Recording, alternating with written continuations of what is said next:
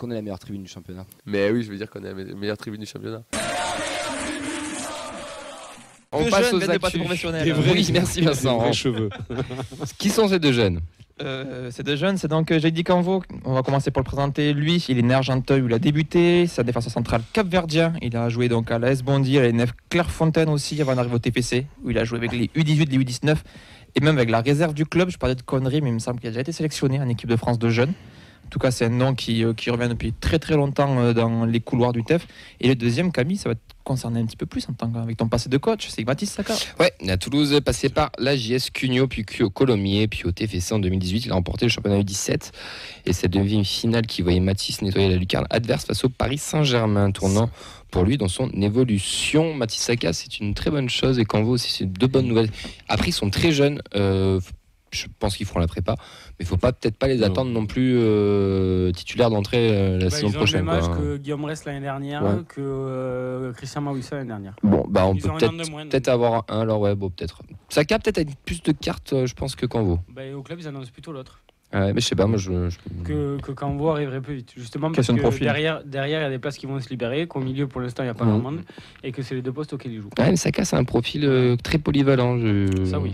Donc, je sais pas, à voir. En tout cas, c'est deux bons petits jeunes qui signent. Déjà qu'ils jouent en réserve. Ils n'ont pas joué tant que ça en réserve. Non, ils ont beaucoup joué avec les 19. Ouais. Donc bon.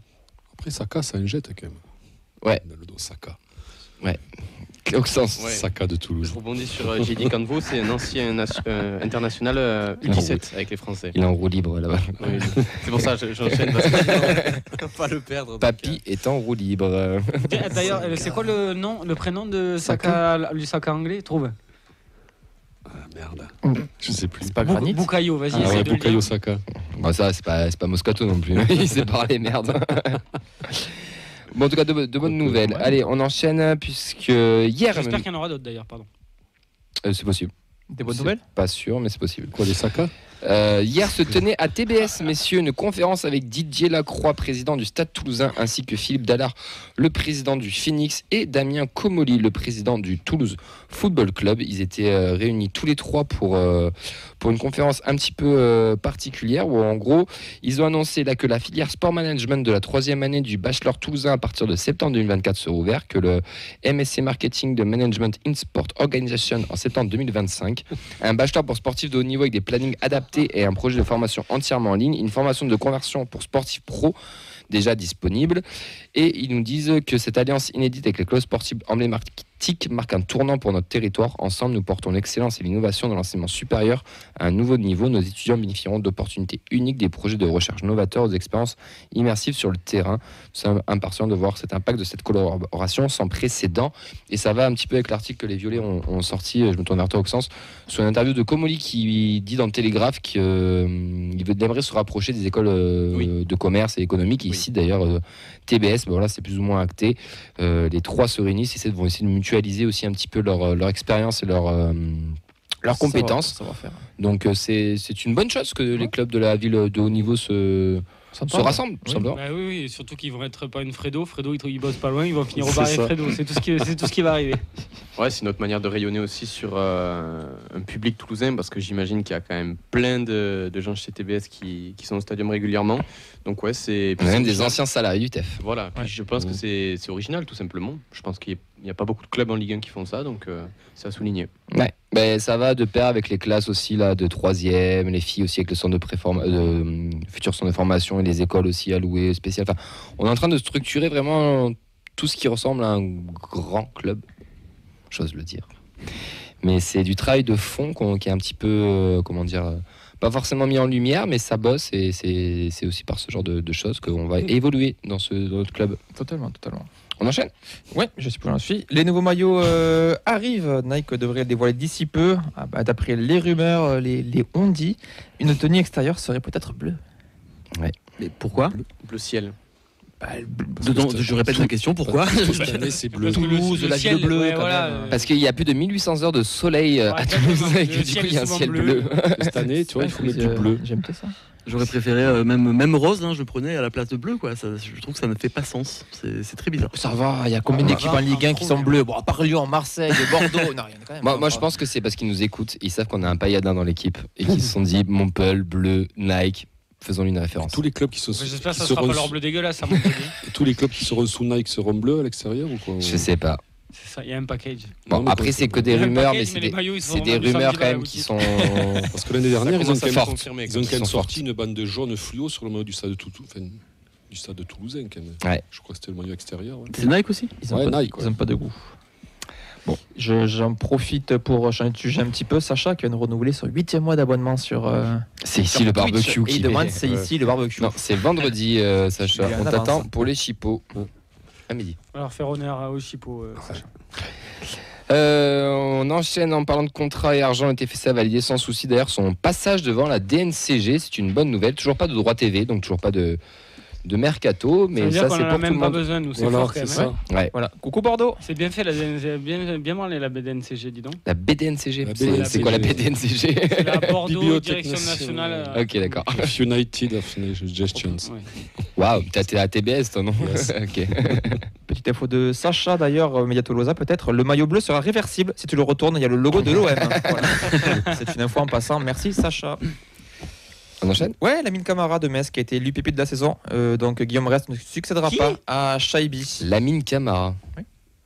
Mais Vous- si, en- ah en- oui, en- les liés, oui, d'accord. En vrai, moi il m'a pas marqué. Alors, moi, il m'a marqué, mais juste parce que j'ai regardé un demi-match des barrages et qu'il devait jouer, quoi. Mais c'est tout. Bah, j'ai regardé un match entier, il m'a pas marqué. Il a été un peu en dents de scie. Il a été a pas très marqué bon par moment, mais il a eu des passages à vide aussi. Bah ouais, fâcheux. C'est là qu'on voit Et la. C'est le 8 ou c'est les liés? C'est l'ailier. Non, c'est le 8. C'est le 8. Camara, c'est le milieu. Ah, ok, autant pour moi. C'est celui qui met le plus beau but de la saison, là, le lob contre Monaco qui d'accord. traverse le terrain. C'est pour ça, alors. Vous auriez pu le laisser à Arès, il est déjà plus haut. Ben, c'est surtout que, pour moi, là, c'est vraiment un exemple de la sous-médiatisation des De la joueurs. soumission, je crois que tu avais dit. Non, quand même pas. Mais des joueurs qui ne sont pas dans le champ, parce que très honnêtement, Guillaume Rest à 18 ans, il sort une saison où il est ultra régulier. C'est vrai que bon, Lamine Camara, ça a été l'un des rares à plafonner avec Metz, avec Miko Tadze. Mais je pense que. Surnager. Pardon? Surnager, tu voulais dire peut-être. Plafonner? Ouais, Plafonner, c'est. les deux marchent. Enfin, je pense que vous avez compris Oui. C'est un sport d'attente, hein. l'idée principale. Mais c'est vrai que je pense qu'objectivement, et sans être chauvin, Guillaume Rest aurait pu la mériter. Chauvin. Les Messins vont dire que non. Mais Bon, allez, mais ça, c'est les copains. Si c'est les bon. Mestés vont dire oui. je pense que Guillaume Rest aurait pu la mériter un peu plus. Bah, Sachant Les qu'effectivement, gardiens sont jamais Camara. récompensés. Ouais, Regarde. c'est Ouais. compliqué. Le les plus grand gardiens. gardien de tous les temps n'a jamais eu un ballon d'or. C'est Manuel qui le plus Neuer, grand il a jamais rien. Ah, Ah. ouais. C'est le plus révolutionnaire. Le plus Yacine, il a eu le Alors, ballon c'est pas- d'or alors, à c'est ton époque quand t'étais jeune Peut-être frère. pas le meilleur, mais le plus révolutionnaire. Un des plus révolutionnaires, il a jamais rien. Oh, le L'autre, meilleur, là. t'es pas loin. Donc, enfin, New York, quand tu dis que c'est un des meilleurs, on n'est pas non plus très loin de la vérité. C'est Non, le mais plus voilà. révolutionnaire. Ouais. Ça a Même été, si on parle, ça a été autre le chose meilleur de niveau. pendant 10 Gordon ans large. Ah ouais. Puis il est encore au top quand Du même. coup, c'était qui les autres nommés à part Camara et Rest? Allez, du coup, on enchaîne. Je sais Non, je sais pas en tête. désolé. Petit commentaire de Thomas qui nous dit que Camara a laminé Rest, tout simplement. Excellent. On a les stagiaires qu'on mérite. Ouais. Allez, on va enchaîner avec du mercato, les amis. Financièrement, Pourquoi?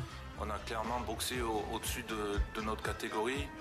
Je vais vous rendre plus riche que les PDG les plus importants de tous les États-Unis. Moi qui suis dans la finance, 30%. J'aime bien ce qu'on a surpris tout le monde sur le plateau. Ah ouais, Ils ont tous tu regardé rigoles. genre en mode Nadia fait de la merde, tu vois, genre en mode elle a mis un truc, c'est pas normal. Elle Non, non, improvise. c'était totalement voulu, les gars. C'est totalement bien joué. C'est le nouveau jingle mercato qui a été ouais. fait par Nathan. Nathan avec notre ami Ben qui termine à la fin. Donc ce sera le jingle mercato de la saison. Et on parle mercato puisqu'on a Célène Altunkulak qui prolonge au TFC une saison de plus. Mais surtout, messieurs, dames, on a eu le coach par téléphone qui nous a fait plusieurs vocaux pour nous présenter chaque recrue des féminines. Et on écoute Antoine Gérard. La première recrue, c'est Alexandra Atamanuk. Alors Alexandra, elle sort de 2 saisons. Elle a suivi le même parcours que le TFC puisqu'elle était en D2 avec le Stade Brestois là, il y a 2 ans et cette année là en D3. Alexandra, c'est une joueuse expérimentée de 29 ans. Ça faisait partie de nos volontés d'aller chercher des joueuses qui ont déjà le vécu des divisions supérieures, parce qu'Alexandra elle a joué en D1 à Vandenheim, à Saint-Etienne et à Dijon entre autres. Et c'était un profil qui, selon nous, pouvait apporter de l'expérience, du calme, du leadership un petit peu à notre jeune groupe. Donc j'espère une bonne pioche pour nous et voilà, je suis sûr qu'elle arrivera à s'imbriquer dans le projet du TFC. On passe à la deuxième recrue qui nous présente. La deuxième recrue, donc c'est Luna Lapassouz. Donc Luna, les gens qui ont suivi le championnat de Détroit cette année la connaissent parce qu'elle a talonné Célène jusqu'à la fin sur le classement de meilleure buteuse. Elle découvrait le niveau national senior, c'était sa première année, parce que Luna elle a un parcours plutôt sur le niveau régional. Elle a éclos un peu plus sur le tard. Et elle arrive sur l'effectif de seconde ligue l'année prochaine avec la volonté de montrer qu'elle est capable de franchir les paliers année après année et de s'associer au travail offensif de l'équipe. On est très heureux de l'accueillir et on fera en sorte qu'elle soit dans les meilleures dispositions pour faire performer l'équipe. Vous en avez parlé déjà la semaine dernière, mais il y a aussi une troisième recrue qui est arrivée. Concernant Tatiana Solanet, qui est la troisième recrue pour l'heure.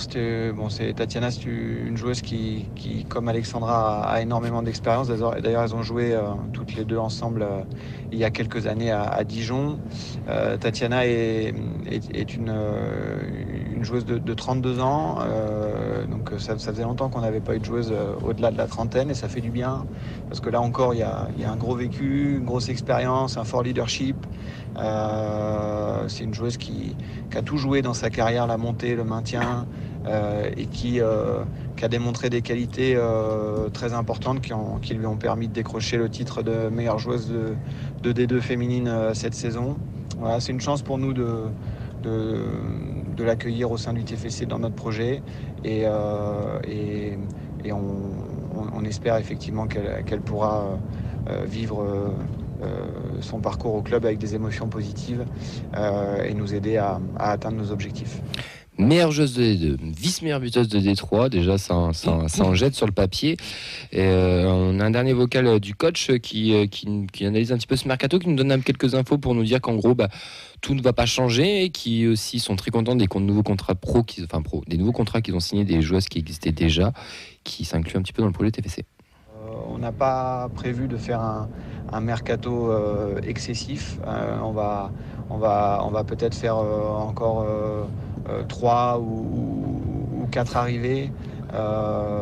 Mais voilà, on ne souhaitait pas non plus bouleverser l'équipe au-delà de 7-8 joueuses et aussi s'appuyer, comme vous l'avez vu sur les réseaux, sur les joueuses qui ont fait la saison cette année, qui ont performé avec l'équipe en D3, qui ont joué régulièrement et qui, notamment pour les jeunes joueuses qui sont formées au club, ont eu la chance de signer leur premier contrat. C'est aussi ça le projet du TFC, c'est d'essayer de promouvoir les joueuses qui ont un parcours important au club et qui portent les valeurs du club.